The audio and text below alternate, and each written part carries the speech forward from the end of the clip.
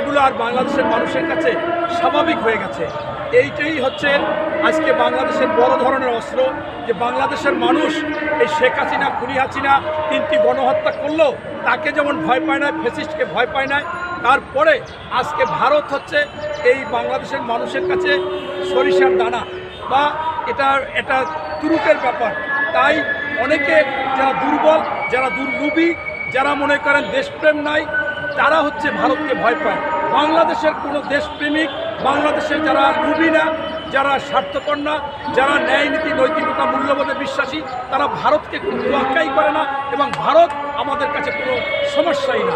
তাই আমি আপনাদেরকে বলতে চাচ্ছি যে এই ভারত আপনারা কখনো বাংলাদেশের ভালো চায়নি।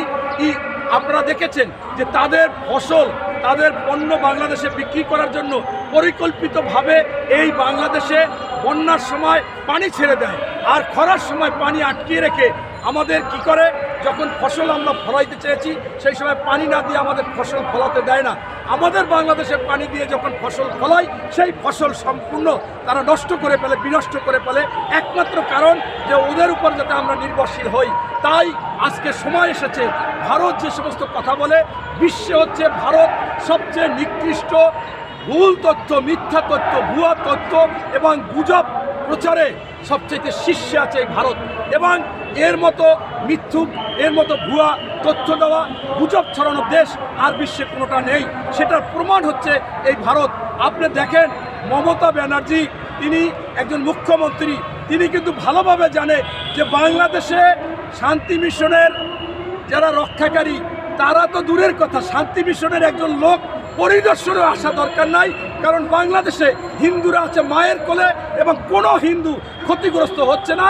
এবং এইটা সম্পূর্ণ পরিকল্পিতভাবে, এইটা জানার পরেও সে কেন আজকে এই কথা বলে যে শুধুমাত্র ওই আজকের যে এজেন্ডা, যে আমাদের বাংলাদেশে হিন্দুদের সমস্যা হচ্ছে, আমাদের বাংলাদেশে এইটা করবে সেইটা করবে, এইটা কোনো ব্যক্তি বা দলের না, এটা রাষ্ট্রীয়ভাবে ভারত জানে যে একমাত্র বাংলাদেশে এই আওয়ামী লীগের প্রতাত্তা বা শেখ হাসিনা থাকলে তাদের কাছ থেকে ইচ্ছা মতো ব্যবহার করা যাবে।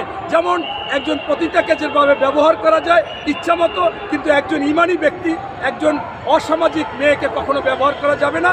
তাই এই অসামাজিক এবং পতিতার মতো ব্যবহার এই আওয়ামী লীগের সাথে করতে পারবে, এছাড়া কোনো দলের সাথে করতে পারবে না। এই জন্য আজকে এই ষড়যন্ত্র এবং যে কোনোভাবে যে কোনো ষড়যন্ত্র করে উস্কানিমূলক কথা বলে বাংলাদেশে যেটা একটা সমস্যা বাজিয়ে তারা এই বাংলাদেশের শেখ হাসিনাকে পুশ করতে চায়, নিয়ে আসতে চায়। এমনকি বাংলাদেশে কোনো মাশাআল্লাহ আসুক, এই ধরনের কথাবার্তা তারা চিন্তাভাবনা করেছে। তাই